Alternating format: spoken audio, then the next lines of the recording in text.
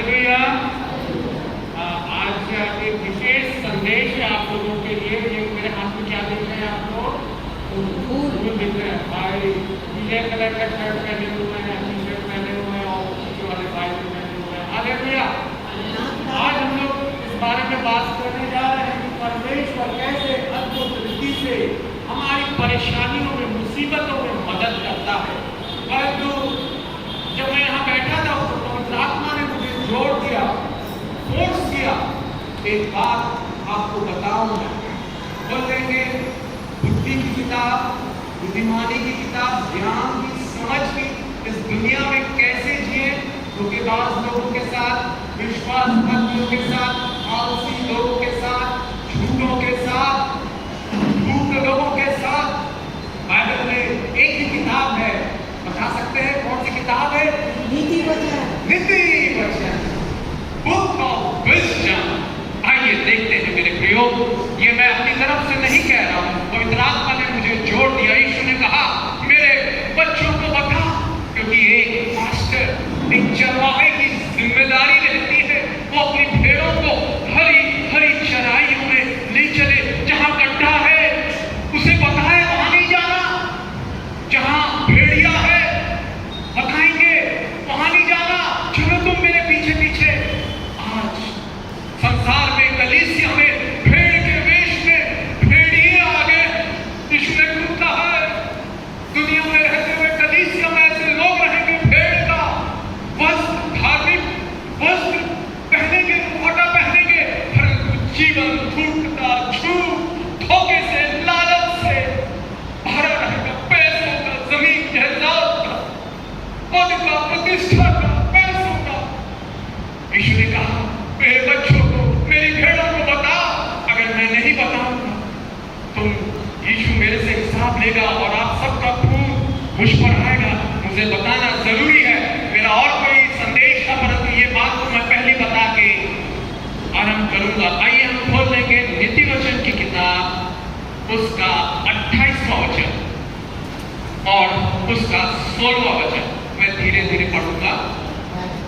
जो नीति वचन 28, 16 बाइबल है तो जरूर खोलें।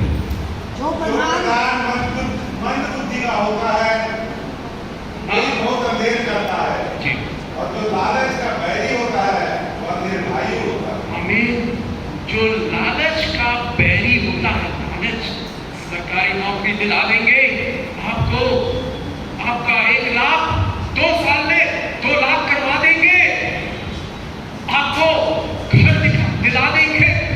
एक भाई के बारे में मुझे पता चला तो बोले मैं चर्च आता था, एक पास्टर ने, एक चरवाहे ने मुझे ठग लिया, मेरे 50,000 रुपए ले लिया, मकान दिलाऊंगा प्रधानमंत्री योजना के अनुसार, लेकिन भाग्य आज तक वापस नहीं कर रहा। मैं गरीब हूं, मैं कैसे करूंगा?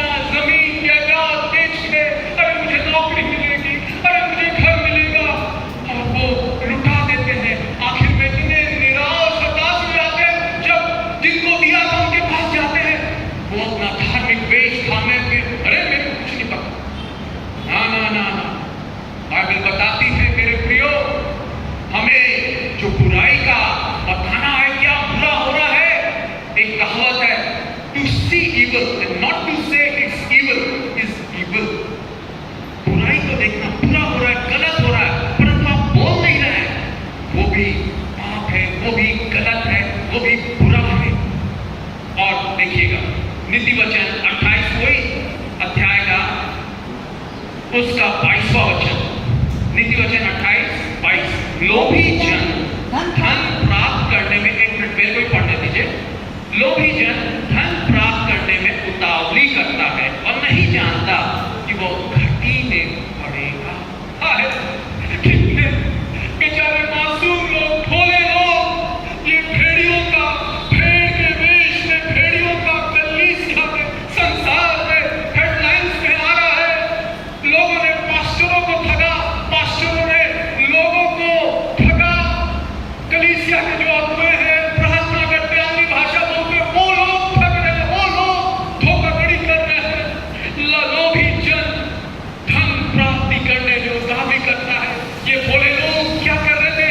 घर मिल जाएगा मेरे को सरकार की तरफ से 6 महीने में, मेरे को पैसा जमा करने में, मेरा तो तनख्वाह केवल 5-6 हजार है, 10 हजार है, थोड़ा थोड़ा करके जमा करूंगी, तो कितने साल लग जाएंगे। ये अगुवे, ये भेड़ के भेष में भेड़िए बोल रहे हैं, मीठी मीठी बात करके आपको दिलाएंगे घर, आपको नौकरी, सरकारी नौकरी दिलाएंगे, बेच दो जमीन, सोना बेच दो, खेत बेच दो, घर बेच दो, तुम्हें सरकारी नौकरी मिल जाएगी। मेरे प्रियो, बाइबल हमें सावधान करती है। लोभी जन धन प्राप्त करने में उतावली करता है और नहीं जानता वो घटी में पड़े। आज कई कलीसिया में ऐसे शिकार, पीड़ित लोग पड़े हैं, भेड़ के वेश में, भेड़ियों ने उनको खा लिया, नोच लिया, लूट लिया। घर में वचन प्रचार करने के लिए आए और ये धोखाधड़ी उनके साथ की, प्रार्थना करने के लिए आए और ये धोखाधड़ी की।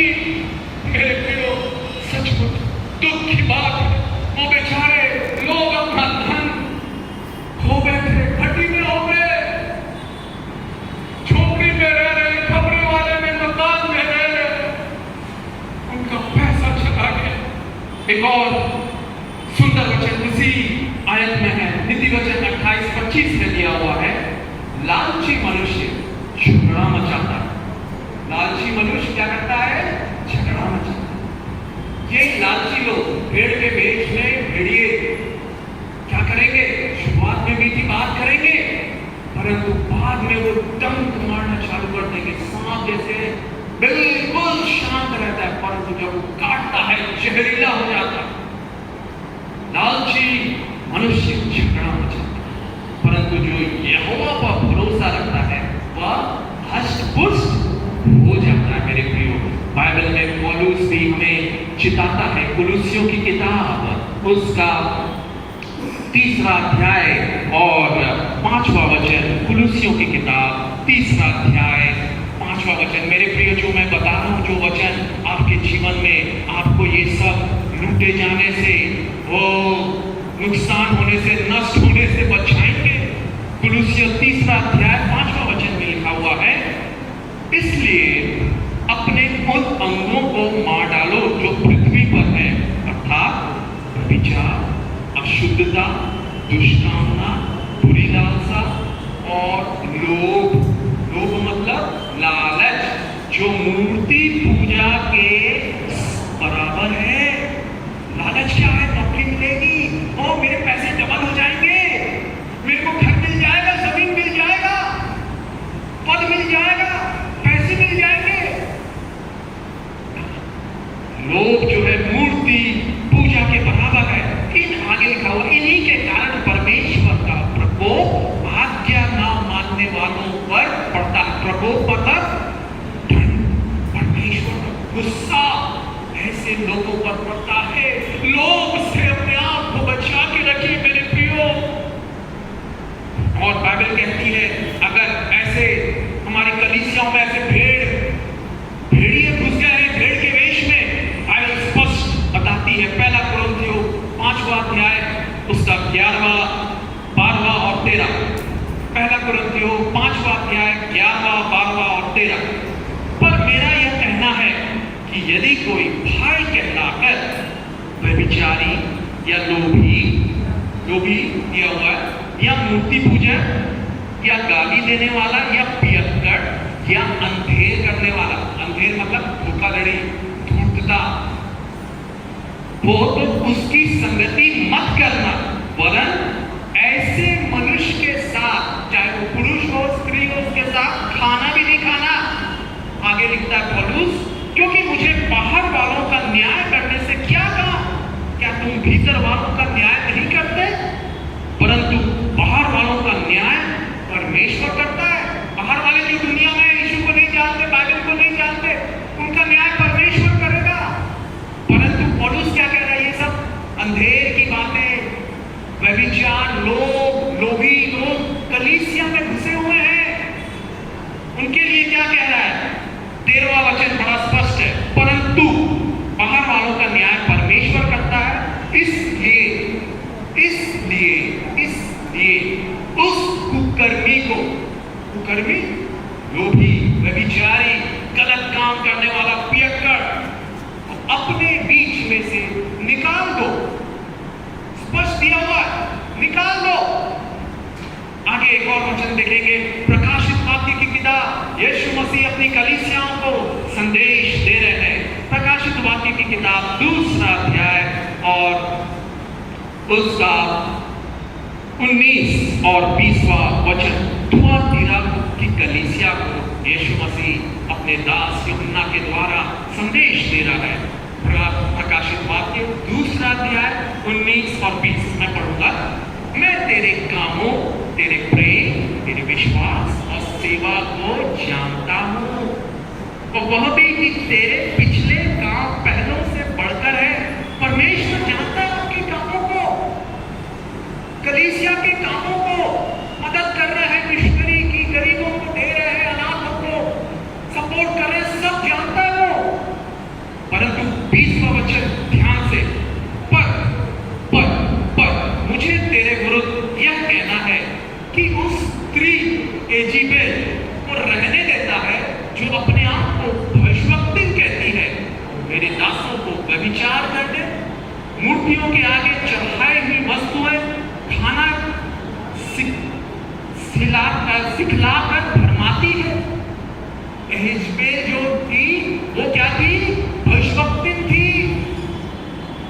परंतु वो क्या कर रही है? उसके काम परमेश्वर के दासों को, चरवाहों को, पास्टरों को, इवेंजलिस्ट लोगों को, अगुए लोगों को व्यभिचार करने और मूर्तियों के आगे चढ़ाई हुई वस्तुएं खाना सिखलाकर भरमाती है।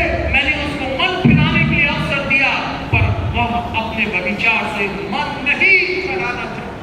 साफ दिया हुआ ऐसे लोग जो यीशु का सुसमाचार सुने, कलीसिया के प्राचीन लोगों ने उनको बताया ये मत करो, गलत किया तुमने, माफी मांगो। नहीं, फिर भी करेंगे, फिर भी धूर्तता, लूट, धोखा। बाइबल में ऐसे ही हो रहा था। यीशु मसीह कह रहे हैं वो स्त्री को क्यों रहने देता है तू? वो मेरे दासों को, मेरे लोगों को बर्बाद कर रही है, नुकसान कर रही है, मेरे नाम को निंदा हो रही है। अन्य जाति लोग जो 1 साल 2 साल हुए इतनी ठोकर लग रही है उनको, हम धोखे का शिकार हो गए। ये भेड़ के भेष में भेड़िए का, प्रभु के दास का, प्रभु की दासी का, हुए का, पास्टर का। मेरे प्रियो, लिखा हुआ, देख मैं उसे रोग शैया पर डालता हूं, उसके साथ जो व्यभिचार करते हैं वे भी उसके कामों से मन न फिराएंगे, तो मैं उन्हें बड़े क्लेश में डालूं। स्पष्ट है, कड़ा वचन है, कठोर वचन है। यिर्मयाह में दिया हुआ है परमेश्वर का वचन आग है और हथौड़ा है। ये हथौड़ा आज कलीसिया में जरूरी है। ये वचन कहता है, मेरे प्रियो, मैं नहीं कह रहा हूं, ये यीशु ने बोला, ये वचनों को मेरी भेड़ों को बता, मेरी कलीसिया को बता, क्योंकि कलीसिया में भेड़ के भेष में भेड़िए घुस रहे हैं, वो लोगों को लूट रहे हैं, नोच रहे हैं, गरीबी में वो जीवन जी रहे हैं, सामान्य भेड़े उनका पैसा लूट के नहीं। मेरे प्रियो, आप सतर्क रहे, सावधान रहे। ये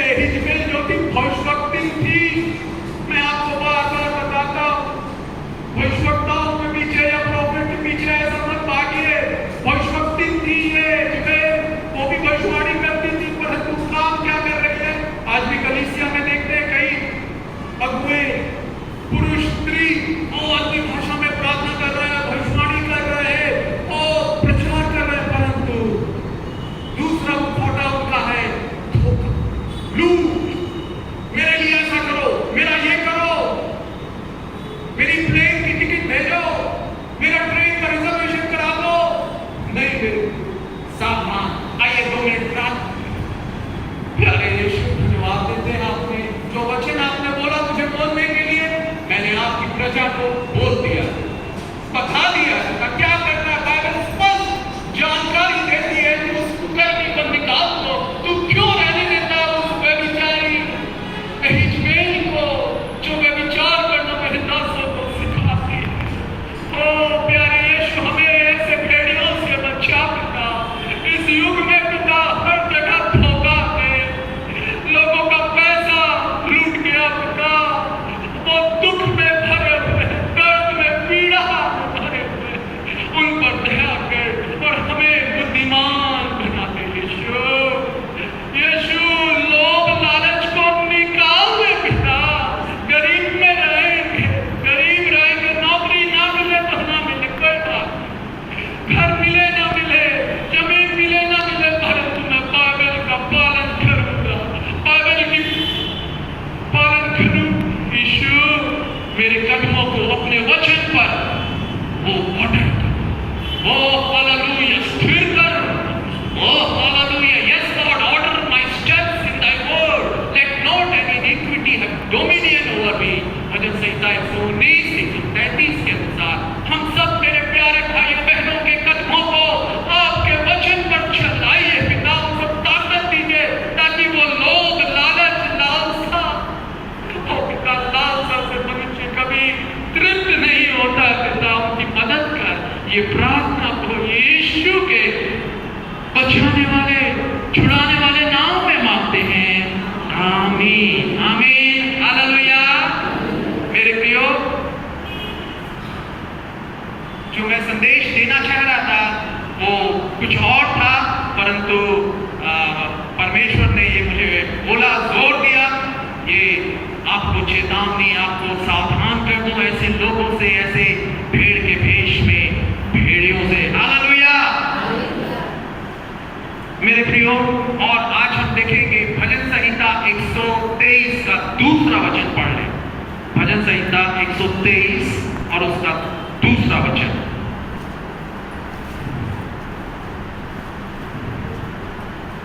जल्दी से पढ़ लें। जैसे दासों की आंखें अपने स्वामियों के हाथ की ओर, हाँ, और जैसे दासियों की आंखें अपने स्वामिनी के हाथ की ओर लगी रहती हैं, वैसे ही हमारी आंखें हमारे परमेश्वर यहोवा की ओर उस समय तक लगी रहेंगी जब तक वह हम पर अनुग्रह न करे। हाँ, हमारी आंखें जैसे दास की, नौकरों की आंखें कहाँ लगी रहती है, मालिक क्या कर रहा है ना, वो हमसे क्या कर रहा है, क्या काम कर रहा है। वैसे ही हमारी आंखें किस पर लगी रहनी चाहिए, यहोवा पर, हमारे सृष्टिकर्ता परमेश्वर पर लगी रहनी चाहिए जब तक वो हम पर अनुग्रह ना करे। अब हो सकता है मेरे प्यारे भाइयों बहनों, कई साल से प्रार्थना कर रहे हैं, मुझे मेरी नौकरी नहीं है, मैं बेरोजगार हूँ, गरीबी का सामना कर रहा हूँ, मेरे पास खुद का घर नहीं, मैं रेंट के घर में, किराए के घर में रहती हूँ, मेरे बच्चे नहीं है, 5 साल हो गए, 10 साल हो गए शादी के, हाय इंतजार कर रहे हैं। बाइबल बताती है देखते रहना हमको हमारे परमेश्वर यहोवा की ओर जब तक वो हम पर अनुग्रह न करे। आपके परिवार में झगड़े क्लेश हो रहा, आपका पति आपको पीटता, रोज दारू पी के, शराब पी के आता, बच्चों की पढ़ाई के लिए, खाने के लिए पैसा नहीं देता, आप प्रार्थना कर रहे हैं। 1 साल हो गया, 2 साल हो गया, हाय कब तक मैं प्रार्थना करता रहूंगा, करता रहूंगी। मेरा पिता, मेरा भाई और मेरा रिश्तेदार शराबी है, नशेड़ी है, नशा करता है, मेरे बच्चे दुनियादारी है, ओ प्रभु के पास नहीं है। कब तक, कब तक। एक और सुंदर वचन है भजन संहिता 25 और उसका 15। भजन संहिता 25 उसका 15 पढ़ लेंगे। भजन संहिता 25 और उसका 15। मेरी आंखें सदैव यहोवा पर टकटकी लगाए रहती हैं, जी, क्योंकि वही मेरे पाँव को जाल में से छुड़ाएगा। आमीन। किस पर लगाए रहती है? यहोवा पर टकटकी लगाना। टकटकी लगाना मतलब ध्यान लगाना। मछली पकड़ने के लिए जब वो घर जाते हैं, वो जो मछुआरा है बिल्कुल नजर उसकी पानी में रहती है, एक थोड़ा सा भी हिला फट से हो, नहीं तो क्या हो जाएगी? मछली कीड़े को लेके जो फंसाया है उसको लेके भाग जाएगी। और तुरंत जैसे देखता है हलचल हो रही है, खींच लेता है, मछली पकड़ लेता है। छोटा बालक जब वो चलना सीखता है, उसके पापा कहाँ जा रहे हैं, उसकी माँ कहाँ जा रही है, वो टकटकी लगा के देखता रहता है। टकटकी लगा के देखता रहता है कि जहां मेरे पापा जा रहे हैं वहां पर कोई गड्ढा नहीं होगा, वहां कोई सीढ़ी नहीं होगी, ठीक उबड़ खाबड़ का रास्ता ना होगा। टकटकी लगा के देखता रहता है। भजन संहिता 34:5 में दिया हुआ है, जिन्होंने उसकी ओर दृष्टि की उन्होंने ज्योति पाई, उनका मुंह कभी काला नहीं हुआ। आप यीशु की ओर दृष्टि करें, अपने दुख में, अपने परेशानी में, अपनी मुसीबत में, अपनी गरीबी में, अपनी बेरोजगारी में, अपने क्लेश में, दर्द में, बीमार हैं आप, चंगे नहीं हो रहे, दवाइयां खा रहे हैं, ब्लड प्रेशर नहीं कम हो रहा, शुगर कम नहीं हो रहा, इंसुलिन देना पड़ता हो, सिर दर्द रोज आपको परेशान करता है, मेरे प्रियो टकटकी लगा के देखते रहे, हिम्मत ना हारे। मैं जिन्होंने यहोवा की ओर दृष्टि की उन्होंने ज्योति पाई और उनका मुंह काला नहीं हुआ। आपका इंतजार वो निराशा में नहीं बदलेगा, आपका सब्र का फल मीठा होगा। सब बोले सब्र का फल, सब्र का फल मीठा होगा। हालेलुया। इंतजार करे मेरे प्रियो, क्योंकि जिन्होंने उसकी ओर दृष्टि की उनका मुंह कभी काला नहीं हुआ। क्या है, क्या अनोखा बात है। यीशु मसीह ने कहा यूहन्ना 8:12 में, मैं जगत की ज्योति हूं, जो मेरे पीछे हो लेता है वो अंधकार में नहीं चलता परंतु जीवन की ज्योति। Jesus Christ is the light of the world. He who follows shall not walk in darkness. आप अंधकार में नहीं चलेंगे। हो सकता है अंधकार में कड़वी कठिन परिस्थितियां हो आपके घर में, आपके रहने के स्थान में, पास पड़ोस में, नौकरी के स्थान में, खेती किसानी में, बिजनेस में, ऐसा अंधकारमय लग रहा हो, निराशा हो रही हो, हताशा हो रही हो, हिम्मत हार जा रहे हो, अरे नहीं मेरा पति कभी नहीं बदल सकता, मुझे कभी नौकरी नहीं मिल सकती, मेरी गरीबी कभी नहीं मिट सकती। बाइबल बताती है भजन संहिता 18:28 बड़ा सुंदर वचन है, पढ़ ले। भजन संहिता 18:28। हाँ, तू ही मेरे दीपक को जलाता है, मेरा परमेश्वर यहोवा मेरे अंधकारे को उजाला कर देता है। आमीन। क्या आप अंधकार में है मेरे प्यारे भाइयों बहनों? यीशु कह रहा है आज सुबह आप लोग आए हैं, घर छोड़ के आए हैं, हो सकता है मार्केट आज परचेजिंग में जा सकते हैं सुबह, परंतु आज यीशु की बातों को अनमोल प्यारी प्यारी मधुर करुणामय दया से भरपूर बातों पर सुनने आए हैं उसकी मंदिर में, उसके महल में। यीशु कह रहा है मेरे भाई मैं तुम्हारे अंधकार को ज्योति में बदल। हालेलुया। मेरे प्रियो, मैंने कुछ साल पहले मैं रास्ते से जा रहा था तो वहां एक बड़ा सुंदर पीला कलर का, पीले रंग का फूल देखा, मुझे बड़ा अच्छा लगा। मैंने घर में बोला अरे वो फूल कौन सा है, क्या नाम है उस पौधे का? फिर जानकारी मिली, अच्छा वो मेरे घर वाले बताया अरे ये हमारे घर में भी था, परंतु हमको उस समय कुछ साल पहले काट दिए। मैं बोला अरे इतना अच्छा सुंदर पीले फूल वाले पौधे को कैसे काट दिया आपने? कोई बात नहीं। मैं प्रार्थना करने लगा मुझे कटिंग मिल जाए उस पौधे की, खूबसूरत पौधा जिसके फूल इस प्रकार से हैं, मैं जो लाया हूँ। बड़ा सुंदर लगता है जब खिलते हैं, अभी तो थोड़े मुरझा गए हैं, ऐसे बड़े बड़े खिल जाते हैं, है ना। तो मैंने देखा, मैंने प्रार्थना की और मुझे एक जगह से कटिंग मिल गई। कटिंग मतलब पेड़ की एक शाखा मिल गई और मैंने प्रार्थना करके घर में लगाया, अच्छा पानी दिया। परंतु उस समय बरसात का मौसम था, वर्षा ऋतु थी और कटिंग 3-4 लगाया, एक भी लगने को ऐसा लग नहीं रहा था लगेगा। आखिर में एक में नए पत्ते पोपले आने लगी। मैं खुश हुआ, परंतु क्या हो गया, जिस जगह में लगाया था वहां सूर्य की रोशनी नहीं आती। उससे क्या हुआ, पानी बरसात का मौसम वो कुछ दिनों बाद सड़ गया। मैं निराश हुआ, सड़ गया। परंतु बाइबल बताती है हमें हिम्मत नहीं हारनी है। Try again, attempt again, begin again, start again.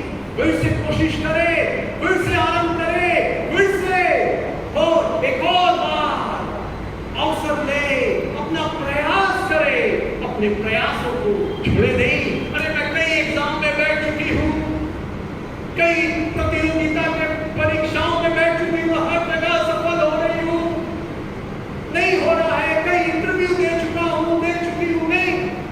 कोशिश करते रहे। आज यीशु कह रहे हैं मेरे बच्चों, फिर से कोशिश, मैं आशीष दूंगा, हिम्मत ना हारो। बाइबल में दिया हुआ है मत्ती 7:7-11, मांगो तो तुम्हें दिया जाए, ढूंढो तो तुम पाओगे, खटखटाओ तुम्हारे लिए खोला जाए। एक और एम्प्लीफाइड का वर्जन इंग्लिश में बड़ा सुंदर प्यारा वचन दिया हुआ है, कीप ऑन आस्किंग। जैसे हमने पढ़ा भजन संहिता 123:2 में, जब तक तू अनुग्रह ना करे मैं अपनी आंखें यहोवा की ओर लगाए रखूंगा। तो जब तक आपको ना मिले मेरा पति, उसकी शराब की लत छूट जाए, उसका और लुटाना, अवैध संबंध दूसरे स्त्रियों के प्रति खत्म हो जाए, टूट जाए। अब हो सकता है इंतजार करते करते और नौकरी का परेशान हो गए हो, थक गए हो। विश्वास मुझसे कह रहा है मेरे बच्चों को बता, मांगते रहो, मिल, खटखटाते रहो, खुल, हालेलुया, ढूंढते रहो तो तुम पाओगे, हालेलुया।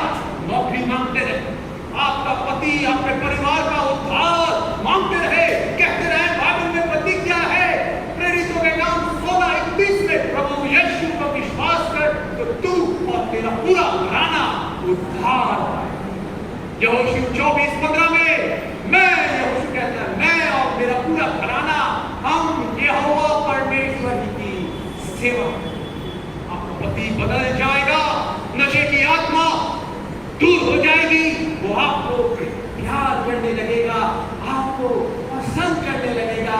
क्या मेरे लिए खाना बना, बड़ा स्वादिष्ट बनाती है, मैं बाहर क्यों जाऊं, मैं क्यों पराई स्त्री पराई लोगों पर मुंह मोड़ूं, अपना नहीं, मुझे घर में ही स्वादिष्ट खाना बनाती है। तेरा प्यार मेरे दिल को वो छू लेता है, वो प्यार से, शांति से भर लेता है। दूसरे साल, एक साल तो बीत गया, फिर दूसरे साल मैं प्रार्थना करता रहा, छोड़ा नहीं मैंने।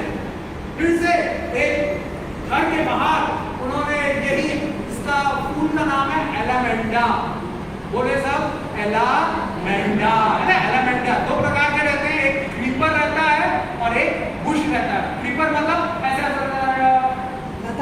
बेल लता जैसे चढ़ने वाला, और बुश मतलब झाड़ी जैसा होता है।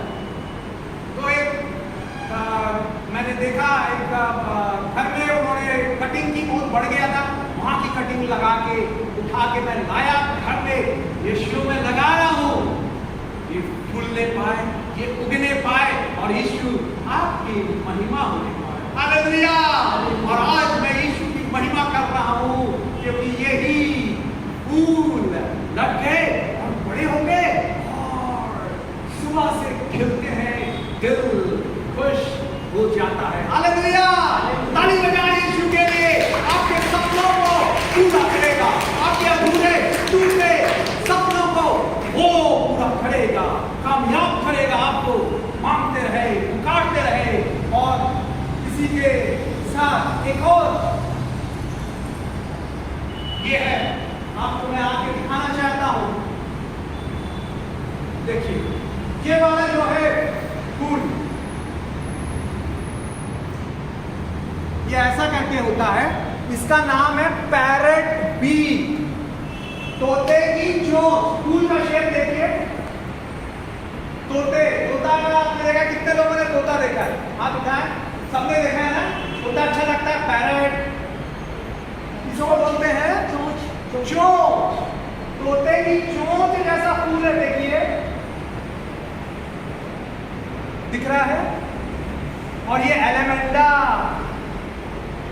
जो तोते की चोंच जैसा फूल, ये भी मैंने देखा, इतना अच्छा लगा, इतना सुंदर लगा। मैं बोला यीशु मेरे घर में भी ये शोभायमान हो गई, आपकी महिमा करने पाए। तोता का जो चोंच रहता है ना, देखिए एक साल लगाया तो आपको जहाँ जिस घर से मैंने मांगा वहां बताया मैडम ने, आंटी ने कि इसका बीज लगता है। पहला साल बीज बोया मैंने, बीज एक साल इंतजार हो गया, कोई भी पेड़ नहीं था उसका। दूसरा साल फिर से मैंने कोशिश की, फिर से मैंने प्रयास किया, attempt again, try again, start again, फिर से मैंने किया और ये अभी मैं जो लाया हूँ हमने किया। हालेलुया। ताली बजाएं। लेट्स गिव ओ हमारे इस गांव को सब लोग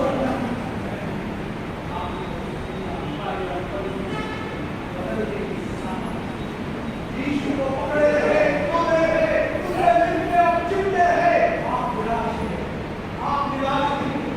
हालेलुया। ओ देखिए कितनी अद्भुत कलाकृति। दूसरा साल मैंने फिर प्रयास किया, फिर से घर से मैं तोड़ के ला रहा हूं। क्या हुआ? ये अभी पूरा भी तो निकला नहीं है, है ना? पूरा निकलेगा तो बड़ा और सुंदर लगेगा। तोते की चोंच। हालेलुया। मेरा ये कहना है, आप अपनी आंखें, अपनी नजर यीशु की ओर लगाए रखे, वो आपको लज्जित नहीं होने देगा। जिन्होंने उसकी ओर दृष्टि की उन्होंने ज्योति पाई। हालेलुया। अच्छा लगा? अद्भुत है ना? यीशु अच्छा है, अद्भुत है, अनोखा है, अतुलनीय है, अनुपम है। हालेलुया। अद्वितीय ओ है, असंभव को संभव करता है। आइए हम सब खड़े हो जाएं। प्यारे यीशु, हालेलुया, खड़े हो जाएं, आंखें बंद करें। परमेश्वर की सामर्थ मंडलाई आपके निराश, दुखी, पीड़ित हृदय को, आप मुसीबतों से घिरे परेशान होकर आए हो, यीशु कह रहा है मेरे बच्चों मेरे पास आओ, मैं तुम्हें शांति विश्राम दूंगा। हालेलुया।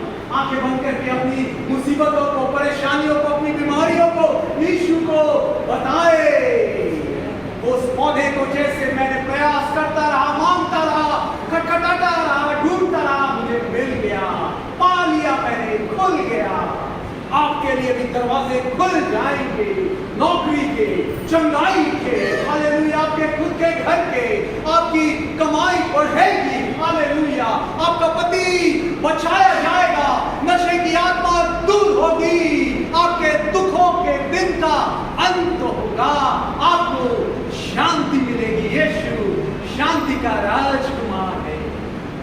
शारों का गुलाब है तू मेरा मसीहा, तू मुझे जल गया जिससे मैं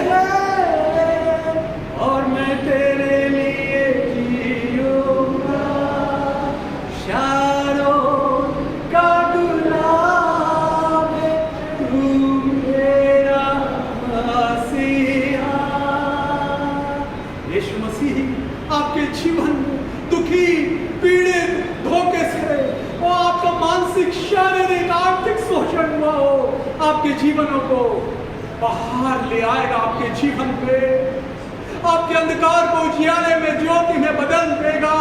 उसकी ओर निहारते रहे, टकटकी लगा के आशा के साथ हिम्मत ना हारे मेरे प्यारे भाइयों, मेरी प्यारी बहनों।